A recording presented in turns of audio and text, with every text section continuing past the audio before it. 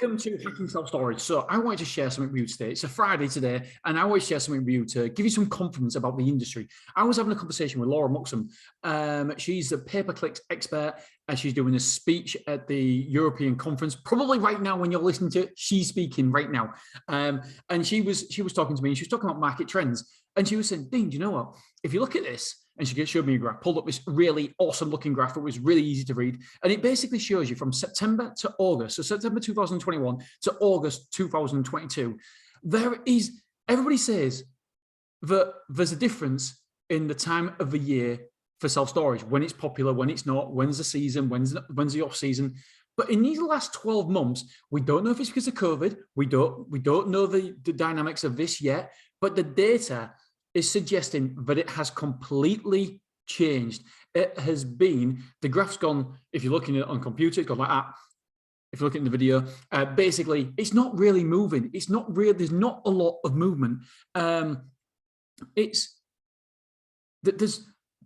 couldn't tell you where was the popular months. Looking at the graph right now, I can't tell you where's the height of the season and where's the low point in the season. There doesn't seem to be any. It doesn't collate like that.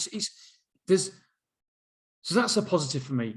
Whether this is going to be long-standing, long-changing, the dynamics of self-storage, who knows? But at the minute, all we can do is look at it. The storage term that we've looked at for the trends here is storage units near me. She's put Google Trends also gives an insight into the seasonality of the various products of search terms. Here is the biggest spending keyword, storage units near me. It is showing consistent interest all year round with no real periods of significant drop-off.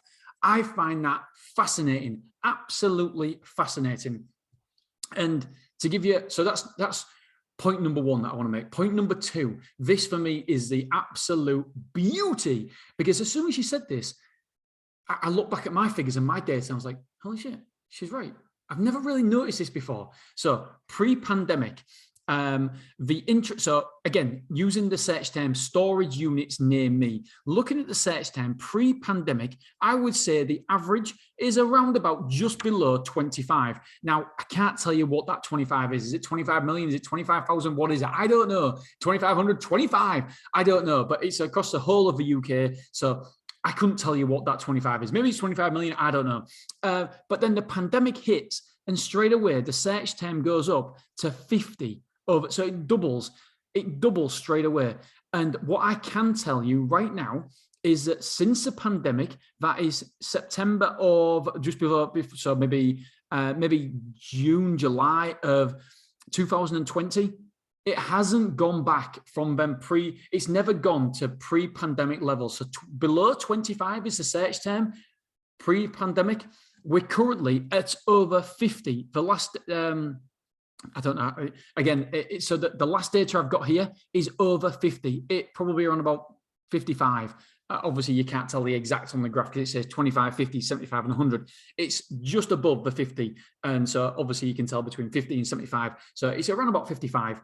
And so it's never, ever actually gone back to pre-pandemic levels. So everybody's saying there's been a market adjustment and we're never, ever going to see the popularity of self-storage like we did during COVID. The data is the data is the data. The data doesn't lie. It's how we interpret the data being different. So everybody's saying right now that we're seeing that we're losing occupancy. And the only reason I can think this data is correct. There's no way of saying this data is incorrect.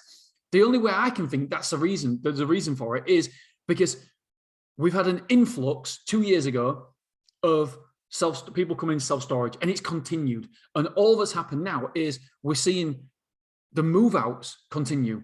And so the influx, we've had more customers come in, and now because more customers have come in that period, we're having more move-outs. But the move-ins are still very similar. They're still very similar. The quotes are similar. The move-ins are similar. It's just that we're having more move-outs. Yes, it could be because of the cost, the rising cost, of course it could be. But it also could be because of the people who have moved in, the influx, the extra people who've moved in. It's been more than doubly as popular.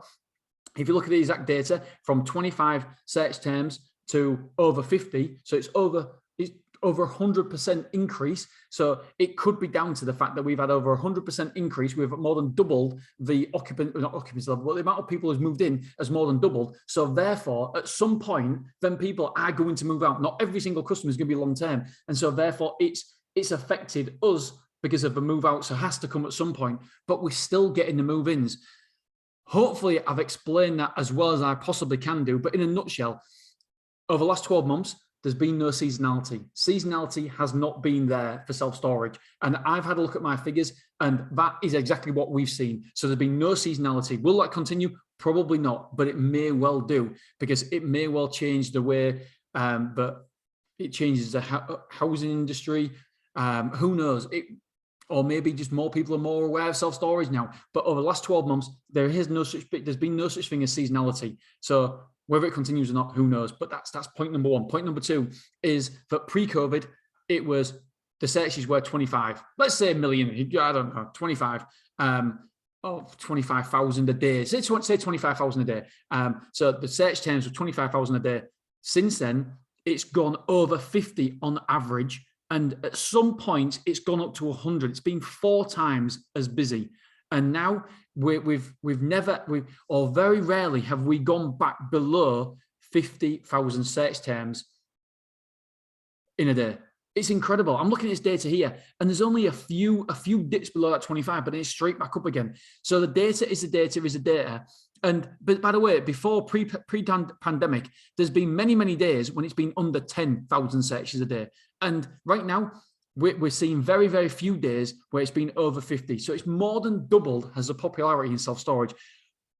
I am so excited. I cannot wait to see how this plays out, because if this plays out the way I perceive it to play out, then the occupancy, if it continues like this, then the occupancy for self-storage is going to go through the roof, because the demand is there and the supply is only limited. And a lot of people are stopping expanding because of a pandemic, because of a recession, because of the rising costs to build, etc.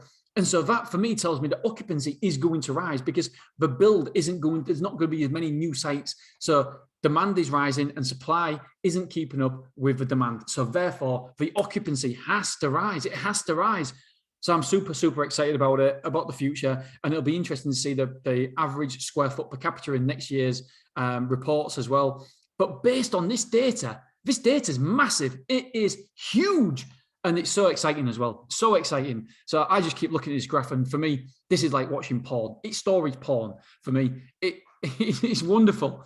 It just gives me such confidence moving forward. But obviously, you don't want to just use this as a confidence metrics. You want other data points included. But this is so exciting. So we'll see how it plays out. But I just wanted to let you know that the future looks very, very bright. And the popularity of self-storage, it seems to have continued all the way through pandemic, and is continuing right now. All right, guys, girls, love you, appreciate you. And I'll see you on Monday. Bye-bye.